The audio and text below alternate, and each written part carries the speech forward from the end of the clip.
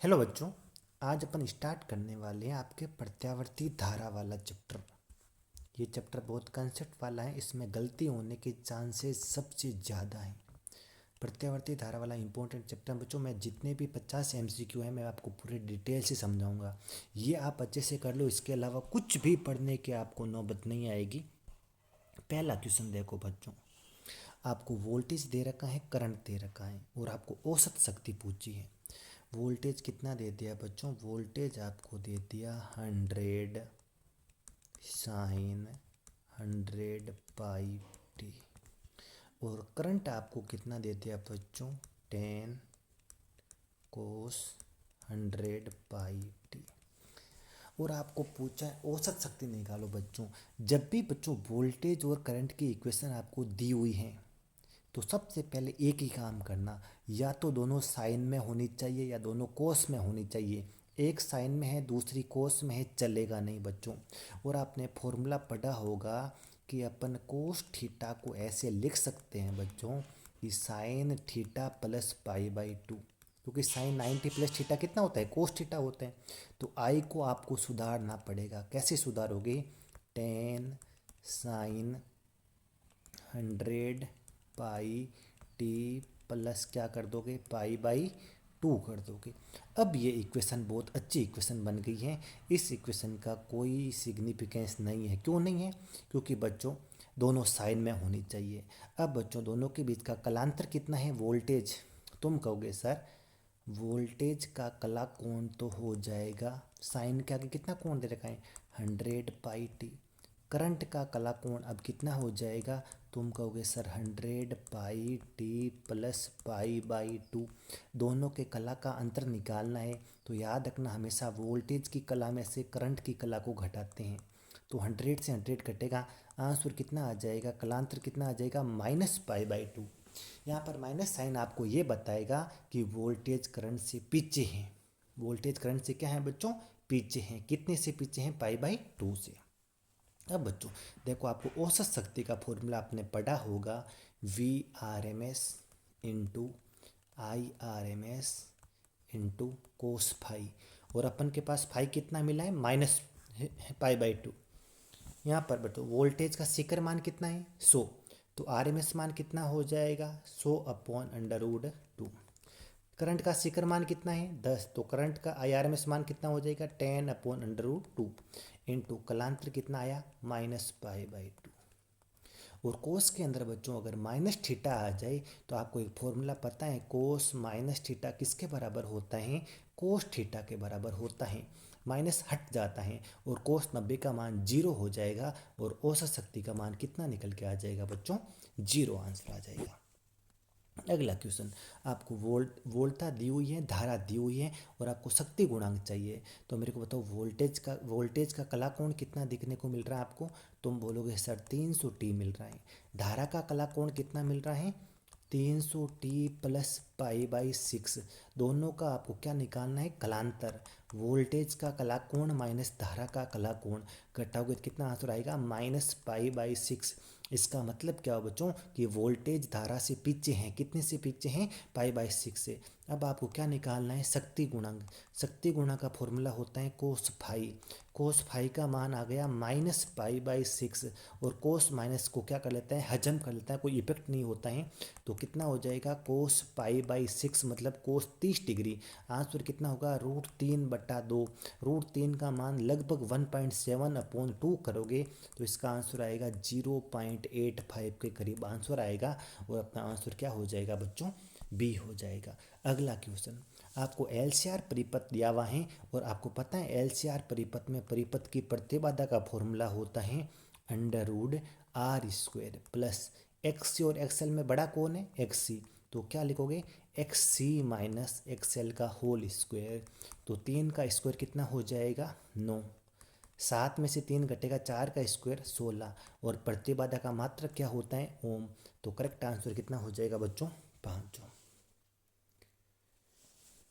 क्या दे रखा है? 20 ओम का एक बल्ब है, 200 वोल्ट के प्रत्यावर्ती वोल्टता स्रोत से जुड़ा हुआ है। बल्ब में प्रवाहित होने वाली धारा का शिखर मान ज्ञात कीजिए। बच्चों, जब भी आपको क्वेश्चन के अंदर वोल्टता दे रखी हैं, वो हमेशा याद रखना वो आरएमएस वोल्टता होती हैं। कौन सी वोल्टता होती हैं? इसका मतलब ये 200 वोल्ट कौन सी वोल्टता है? आरएमएस। बल्ब का प्रतिरोध कितना है? 20 ओम।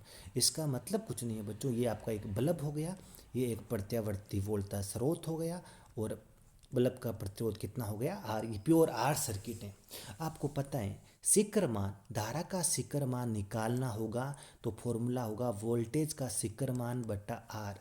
ये 200 शिखर मान नहीं है बच्चों, ये 200 वर्ग माध्य मूल मान है, और वर्ग माध्य मूल मान को √2 से गुणा करेंगे तो शिखर मान मिल जाएगा, अपॉन कितना हो जाएगा? 20। तो कटेगा तो कितना आ जाएगा? 10√2। √2 का मान होता है 1.4 एक के करीब होता है, 1.414 के करीब होता है।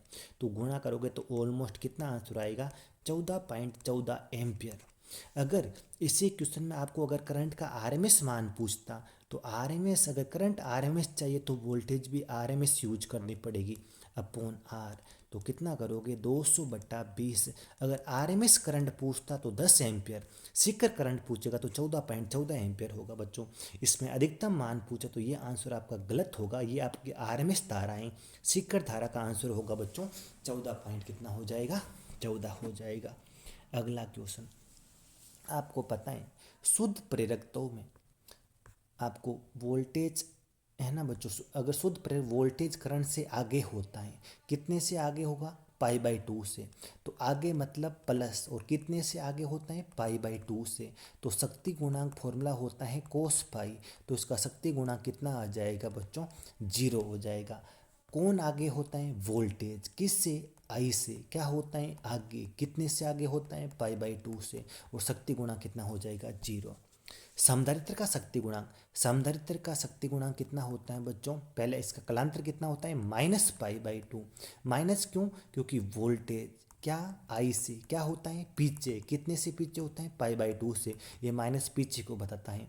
और इसका अगर शक्ति गुणांक पूछूंगा तो बोलोगे कोस फाई। क्या बोलोगे? Cos phi. और कोस के अंदर cos minus theta cos theta के बराबर ही होता है, तो कोस -π/2 कोस π/2 के बराबर होकर आंसर फिर से कितना आ जाएगा? 0 हो जाएगा।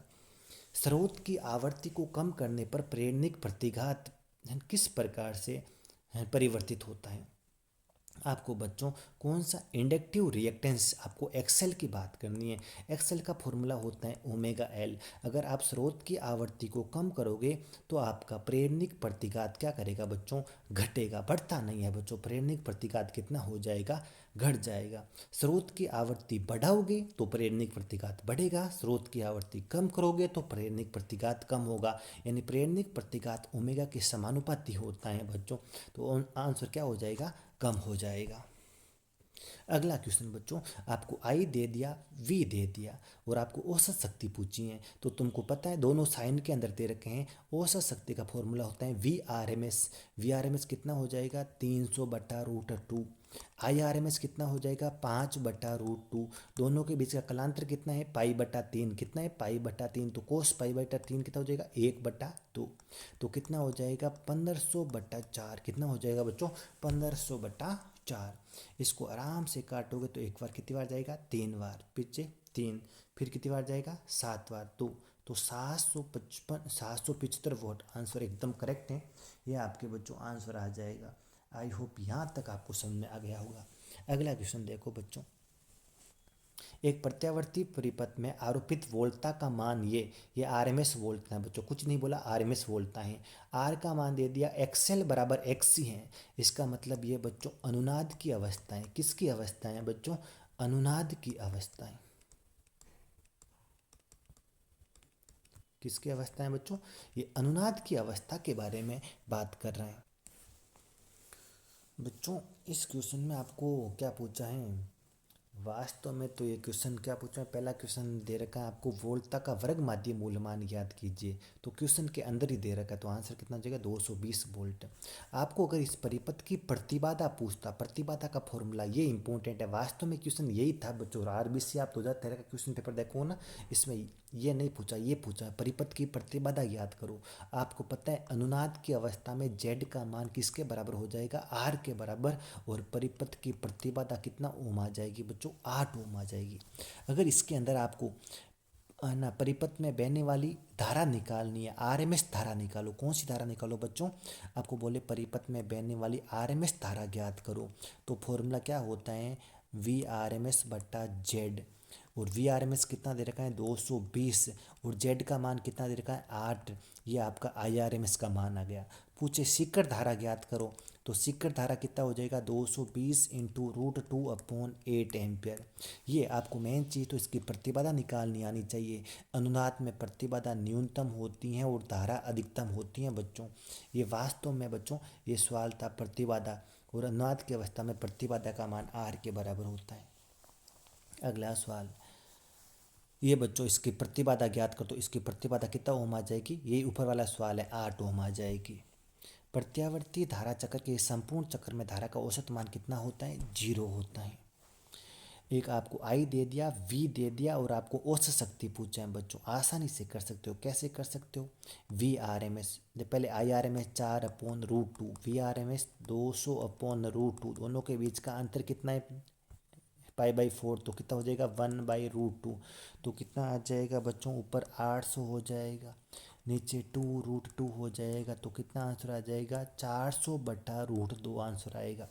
तो तुम कहोगे सर देखो बच्चों एकदम एक्यूरेट सोल्व करना कभी कभी नहीं होता, ऑप्शन से अपन कर सकते। तुम कहोगे सर ये 300 नहीं आ सकता, पक्का नहीं आ सकता। 200 भी नहीं आ सकता क्योंकि नीचे 2 नहीं है। 400 भी नहीं आ सकता क्यों? नीचे है भाग लग रहा है। तो आंसर कितना आ जाएगा बच्चों? 282 आंसर आ जाएगा। या आप एक बार भाग दे के, सर मैं तो भाग दे के देखता ही देखता हूँ, तो 1.4 का भाग दे के देखना बच्चों। पॉइंट हटेगा, ऊपर 0 लगेगा, और 14 का भाग इसमें ऑलमोस्ट कितनी बार जाएगा? 28। तो कौन सा? 2 से स्टार्ट होगा, तो 2 से कौन सा ऑप्शन है? ये 200 नहीं हो सकता बच्चों, आधा नहीं है। तो ऐसे भी आप इस सवाल को सोल्व कर सकते हो। आपको इसी सवाल में आर का मान 6 ओम दे दिया, एक्सएल का मान 8 ओम दे दिया बच्चों, और इसका आपको क्या निकालना है? पावर फैक्टर का मान ज्ञात करना है बच्चों। कौन सी फैक्टर का मान ज्ञात करना है आपको? पावर फैक्टर बच्चों। इसका मतलब ये बच्चों कैसा परिपथ है बच्चों? आर और एल परिपथ है, सी नहीं है बच्चों, इसमें केवल आर और एल है। और एक फॉर्मूला याद करना बच्चों, शक्ति गुणांक का फॉर्मूला होता है R/Z। आर बटा क्या होता है? जेड। जेड का फॉर्मूला आपको पता है क्या होता है? R² प्लस, इसमें सी नहीं है तो क्या हो जाएगा? XL²। आर का स्क्वायर कितना हो जाएगा? 36। 8 का स्क्वायर 64, तो जेड का मान आ गया 10। आर कितना दे रखा है आपको? 6/10। तो कितना आंसर आ जाएगा? 0.6। तो शक्ति गुणा कितना आ जाएगा बच्चों? 0.6। बहुत अच्छा क्वेश्चन है बच्चों, ये ऐसे क्वेश्चन ही तो आपको सबसे अलग बनाएंगे। अच्छा क्वेश्चन है, ऐसा आना चाहिए आपको। एक विद्युत बल्ब पर आपको रेटिंग दे रखी है, 100 वोल्ट तथा 220 वोल्ट अंकित हैं। स्रोत की वोल्टता का अधिकतम मान ज्ञात कीजिए। आपको पता है बच्चों 220 वोल्ट होती है, आरएमएस वोल्टता होती है। अगर 220 वोल्ट को √2 से गुणा करोगे तो 311 वोल्ट आता है। कितना वोल्ट आता है बच्चों? इसका मतलब सर ये बल्ब अधिकतम कितनी वोल्टता तक, स्रोत की अधिकतम कितने वोल्टता हो सकती है? तो तुम कहोगे सर 311 वोल्ट। आपके यहाँ पर बल्ब पर अंकित होता है ना बच्चों ये, इसका मतलब ये बल्ब 220 वोल्ट पर 100 वोल्ट की शक्ति आपको देगा। तो इसका अधिकतम कितना हो सकता है? तो ये आरएमएस मान होता है बच्चों वोल्टता का, तो इसका शिखर मान कितना हो जाएगा? 311 हो जाएगा। अगला क्वेश्चन, 20 मिली हेनरी का प्रेरक तो 220 वोल्ट के प्रत्यावर्ती स्रोत से जुड़ा है। स्रोत की आवृत्ति ये है, तो प्रतिघात का मान ज्ञात कीजिए। आपको पता है प्रेरणिक प्रतिघात होता है ω/L या 2πf/L। 2 की जगह 2, पाई की जगह आप रख दो 3.14, एफ की जगह 50, एल की जगह 20 × 10⁻⁻, कितना हो जाएगा? 3। देखो 50 × 20 कितना हो गया बच्चों? 100। 3.14 और 20 कितना हो जाएगा? 6.28 इंटू कितना हो जाएगा? 10 × 10⁻⁻3, -3 ये कैंसिल हो जाएगा। 6 पॉइंट कितना ओम आ जाएगा? 28 ओम आ जाएगा। ट्रांसफार्मर में कौन कौन सी हानियाँ होती हैं आपको पता है। तामर हानि होती है, इसको कम करने के लिए मोटे तारों का प्रयोग किया जाता है। फ्लक्स सरण हानि होती है, इसको कम करने के लिए दोनों कुंडलियां को एक के ऊपर एक को यानी एक दूसरे के ऊपर लपेटी जाती हैं। एक होती है भंवर धारा हानि, इसको कम करने के लिए ट्रांसफार्मर की जो करोड़ बनाई जाती हैं वो बनाई जाती हैं पटलित करोड़ बनाते हैं। कैसी करोड़ बनाते हैं? पटलित। एक होती है शैथिल्य हानि, इसको अपन कम करने के लिए बच्चों क्या करते हैं, नरम लोहे की ट्रांसफर की जो करोड़ होती हैं वो नरम लोहे की बनाई जाती हैं। कैसे लोहे की बनाई जाती हैं? नरम लोहे की बनाई जाती हैं। अगला बच्चों, आपको पता है एक्सएल का फॉर्मूला होता है बच्चों ओमेगा एल, एक्स सी का फॉर्मूला होता है 1/ओमेगा सी। तो एक्स सी तो ओमेगा के साथ बच्चों या आवृत्ति के साथ क्या करेगा? घटेगा, और एक्सएल आवृत्ति के साथ क्या करेगा? बढ़ेगा। तो ये आपको हमेशा एक्सएल होता है, ये आपकी एक्ससी होती हैं। और ओमेगा की जगह अपन ये भी लिख सकते हैं 2πfl या 1/2πfc। तो एप के हमेशा एप या ओमेगा कुछ भी आ सकता है हमेशा, ये आपको पता होना चाहिए। तो बच्चों ये जो जहाँ पर एक्सेल और एक्सी वाले दोनों ग्राफ आपस में एक दूसरे को कट करते हैं, इसका मतलब वो वाला बिंदु जहाँ पर एक्सेल का मान एक्सी के बराबर हो जाता है और वो अनुनाद की अवस्था कहलाती है। कौन सी अवस्था कहलाती है? तो बच्चों ये देखो यहाँ पर दोनों ग्राफ आपस में कट कर रहे हैं, इसका मतलब इस बिंदु पर एक्स एल का मान एक्स सी के बराबर हो जाएगा और इसको अनुनाद की अवस्था कहते हैं। इसके आगे बच्चों अगर मैं इस पॉइंट की एस की बात करूं तो देखो बच्चों एस वाले पॉइंट पर एक्स एल का मान एक्स सी से बड़ा हो जाएगा। अगर पॉइंट क्यू की बात करूं तो ऊपर कौन सा ग्राफ है? एक्स सी। तो पॉइंट क्यू पर इधर वाले एक्स सी का मान किससे बड़ा हो जाएगा बच्चों?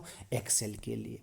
तो बच्चों पॉइंट पी और क्यू के लिए तो मैं अगर आपको कहूँ पी और क्यू पर तो एक्स सी ऊपर है। देखो कौन सा ग्राफ ऊपर है? एक्स सी का मान एक्स एल से बड़ा होगा।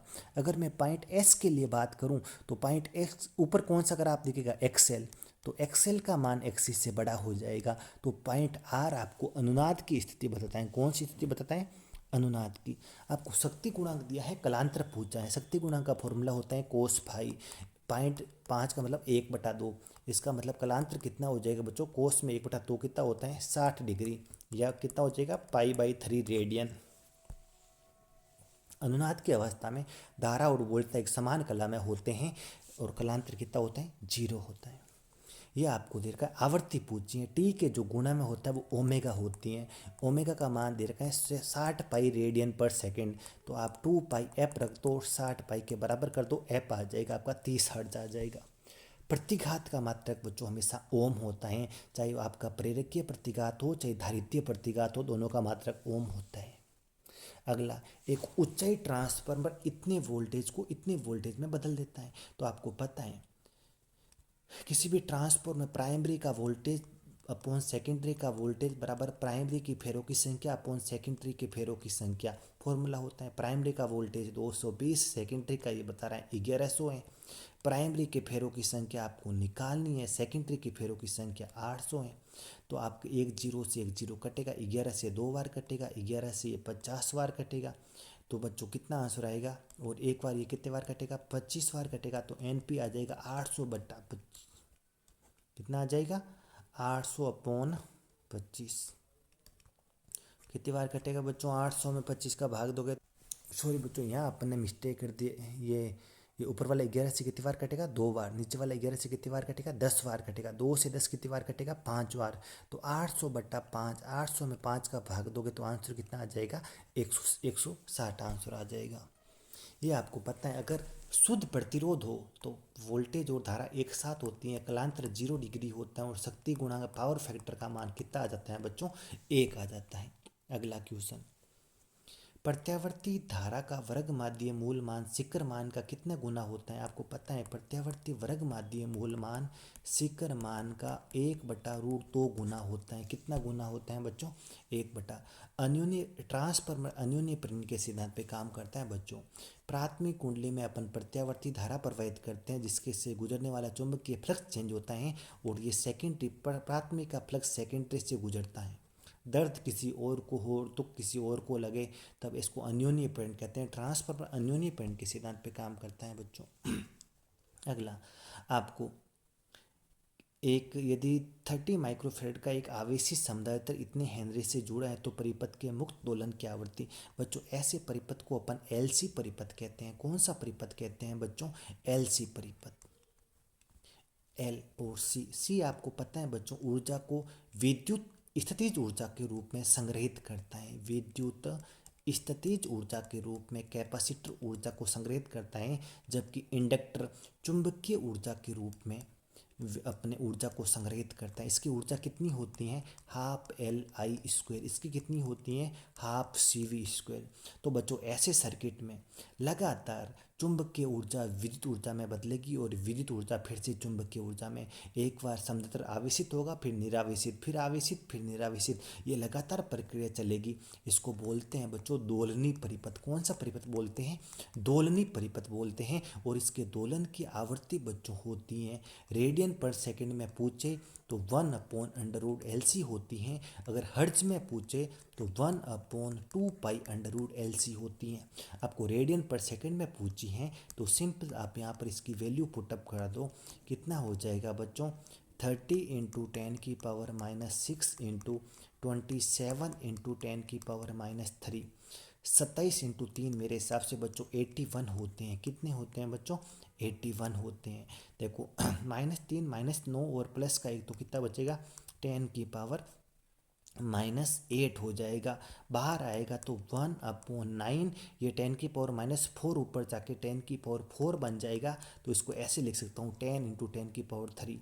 और 10 में 9 का भाग लगभग जाएगा 1.1 × 10⁻3। तो आंसर हो जाएगा 1.1 × 10⁻3 रेडियन पर। इसके बाद बच्चों अगला क्वेश्चन, अगर आपको शिखर मान दिया है, वर्ग मान दिया, मूल मान पूछा तो 300 के अंदर किसका भाग दोगे? √2 का।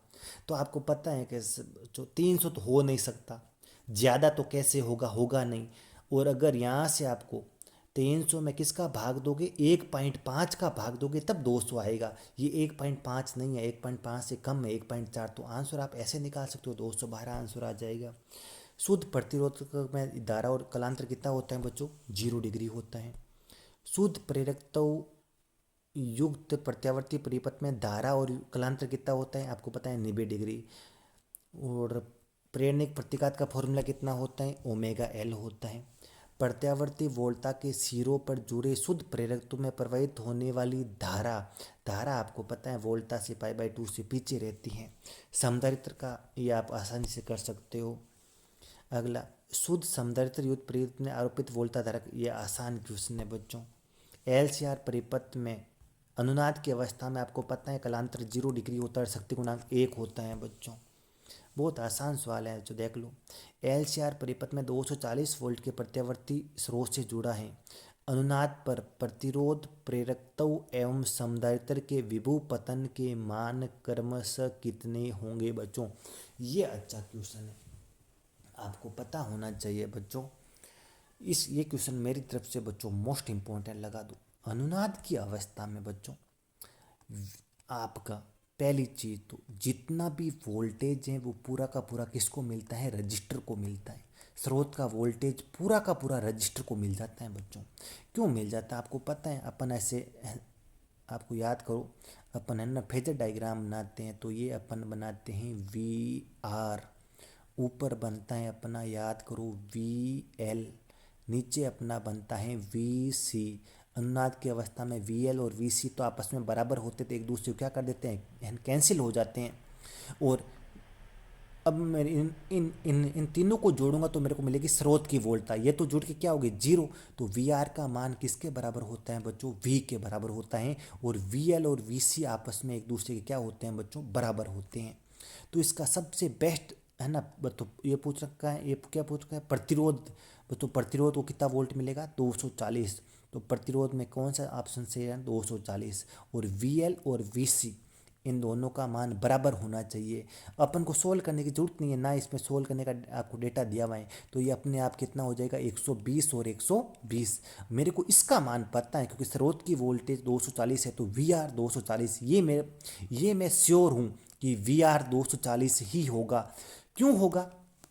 क्योंकि मेरे को पता है बच्चों, जब भी एक चीज़ आप याद करो, अनुनाद की अवस्था में स्रोत की पूरी वोल्टता प्रतिरोध को मिल जाती है, यानी प्रतिरोध की वोल्टता। एक चीज़ मैं आपको और बताता हूँ, आपको पता है फॉर्मूला आप पढ़ते हो ना, ये V R square plus V L minus V C का होल स्क्वायर। अनुनाद की अवस्था में वी एल और वी सी आपस में बराबर हो जाते हैं, ये पूरा जीरो हो जाता है, और वी का मान किसके बराबर हो जाता है, वी आर, यानी स्रोत की वोल्टता वी आर के बराबर हो जाएगी। तो एक ही ऑप्शन आपको दिखेगा जिसमें स्रोत की वोल्टता किसके बराबर है, वी आर के बराबर है। एल सी आर परिपथ में प्रवाहित धारा का मान अधिकतम होगा। आपको पता है अनुनाद की अवस्था में प्रतिबाधा तो न्यूनतम होती है और धारा का मान अधिकतम होता है। ये आपको हिंट दे रहा है कि ये अनुनाद की बात कर रहा है। किसकी बात कर रहे हैं, अनुनाद। और अनुनाद में आवर्ती का फॉर्मूला होता है 1/√LC होता है, और स्क्वायर कर दो दोनों साइड तो 1 कितना हो जाएगा, LC हो जाएगा। आपको बच्चों एल दे दिया, सी दे दिया, आर दे दिया, अनुनादी कोणीय आवर्ती चाहिए तो 1/√LC कर देना, आपका 500 आंसर आ जाएगा। प्रत्यावर्ती परिपथ में आपका धारितीय प्रतिघात होता है 1/ωc। अगला क्वेश्चन देखो, a pure inductor of 20 milli henry is connected to a source of 220 volt. The inductive reactance, आपको बच्चों एल का मान दे दिया 25 मिली हेनरी, वोल्टेज सोर्स का मान आपको दे दिया 220 वोल्ट, और ये क्या पूछा है बच्चों, इंडक्टिव रिएक्टेंस पूछा है। इसके आपको स्रोत की आवृत्ति भी दे रखी है, फ्रीक्वेंसी दे रखी है बच्चों, 50 हर्ट्ज दे रखी है। तो आपको एक्सेल का मान निकालना है। एक्सेल कितना होता है, 2πfl। 2π कितना होता है, इसमें आप सब का मान रखोगे, सोल्व करोगे तो 7.85 एकदम करेक्ट आंसर आ जाएगा। ये बोल रखा है अनुनाद की अवस्था में ना LCR परिपथ की प्रतिबाधा किसके बराबर होती है, आर के बराबर होती है, और क्या होती है, न्यूनतम होती है। ट्रांसफार्मर की क्रोड पटलित क्यों बनाई जाती है, भंवर धारा हानि को कम करने के लिए। ट्रांसफार्मर की क्रोड को कौन सी शैथिल्य हानि को कम करने के लिए कैसे लोहे के बनाते हैं बच्चों, नरम लोहे के बनाते हैं। अगर एक ऊंचाई ट्रांसफार्मर होता है तो सेकेंडरी जो आपके द्वितीयक वोल्टता प्राथमिक से ज़्यादा होगी, तो फेरों की संख्या N2 भी N1 से क्या होगी, ज़्यादा। ऊंचाई ट्रांसफार्मर बच्चों द्वितीय कुंडली में फेरों की संख्या प्राथमिक कुंडली की फेरों की संख्या से हमेशा ज़्यादा होती है, तो कौन सा, ये नहीं, ये ऑप्शन करेक्ट होगा ऊंचाई के अंदर। तो ट्रांसफार्मर की कुंडली को बनाने के लिए चालक तार के व्यास बढ़ाते हैं, इसका मतलब व्यास मतलब मोटाई बढ़ाते हैं, मोटाई बढ़ाते हैं कौन सी हानि को कम करने के लिए, ताम्र हानि को कम करने के लिए। कोस फाई का फॉर्मूला होता है बच्चों R/Z, इसी को अपन क्या बोलते हैं, शक्ति गुणांक बोलते हैं बच्चों। कौन सा गुणांक बोलते हैं, शक्ति गुणांक। The maximum power over N AC, बच्चों याद रखना, अगर मेरा प्योर इंडक्टिव है तो उसका एवरेज पावर हमेशा जीरो होता है, प्योर कैपेसिटिव है तो उसका एवरेज पावर हमेशा जीरो होता है, एलसी परिपथ होगा तो भी उसका एवरेज पावर जीरो होगा। सबसे ज़्यादा अगर कोई शक्ति खाता है, डिसिपिटेट करता है, डिसिपिटेट सबसे ज़्यादा यानी शक्ति का व्यय करता है, तो वो प्योर आर करता है, और उसका फॉर्मूला कितना होता है, VRMS into IRMS cos phi, इसका एक होता है, कितना होता है। सबसे ज़्यादा अगर कोई औसत शक्ति लेता है तो वो प्योर रजिस्टिव सर्किट लेता है, बाकी सबकी, ये भी एलसी भी जीरो लेगा, ये भी जीरो, औसत शक्ति इन तीनों की कितनी होती है, जीरो। ये सवाल पूछ रखा है सबसे ज़्यादा पावर कौन डिसिपिटेट करेगा। अब प्रत्या औसत शक्ति का फॉर्मूला क्या होता है बच्चों, आपको पता है। अगर अधिकतम मान दे रखा है तो V0 I0 अपॉन कितना हो जाएगा 2 × cos⁵। अगर RMS में चाहिए तो क्या हो जाएगा, VRMS IRMS इंटू कितना हो जाएगा, cos⁵ हो जाएगा। LCR परिपथ में आपको R दे दिया, Z दे दिया, और आपको कलांतर पूछा तो आपको पता है कलांतर का फॉर्मूला याद रखना, कोई भी परिपथ तो R/Z होता है। R 10 दे दिया, Z 10 दे दिया तो 1 हो जाएगा। कोस में 1 किसका मान होता है, 0 डिग्री का। इसका मतलब कलांतर कितना डिग्री आ जाएगा बच्चों, 0 डिग्री आ जाएगा। ताम्र हानि को कम करने के लिए मोटे तारों का प्रयोग करते हैं। फ्लक्स क्षरण हानि को कम करने के लिए कुंडलियां एक के ऊपर एक को लपेटी जाती हैं। शैथिल्य हानि को कम करने के लिए नरम लोहे की करोड बनाई जाती हैं। कैसे लोहे की करोड बनाते हैं? नरम लोहे की। भंवर धारा हानि को कम करने के लिए करोड कैसी बनाते हैं बच्चों? पटलित करोड का उपयोग किया जाता है। लास्ट क्वेश्चन, ट्रांसफार्मर का इनपुट का वोल्टेज आपको आपको दे रखा है। प्राइमरी वोल्टेज दे रखा है 200 volt. Output voltage secondary voltage दे रखा है आपको 3000 वोल्ट। प्राथमिक में फेरों की संख्या दे रखी है आपको 450 और सेकेंडरी में फेरों की संख्या पूछी है तो सिंपल सा formula Vp/Vs equal to Np/Ns। इससे आप सोल्व करोगे तो आपका आंसर आ जाएगा 6750 बच्चों। इनके अलावा आपको कुछ भी पढ़ने की जरूरत नहीं है, इतना कर लो बहुत है बच्चों। तो आपको अच्छा लगे तो कमेंट ज़रूर करना, लाइक ज़रूर करना।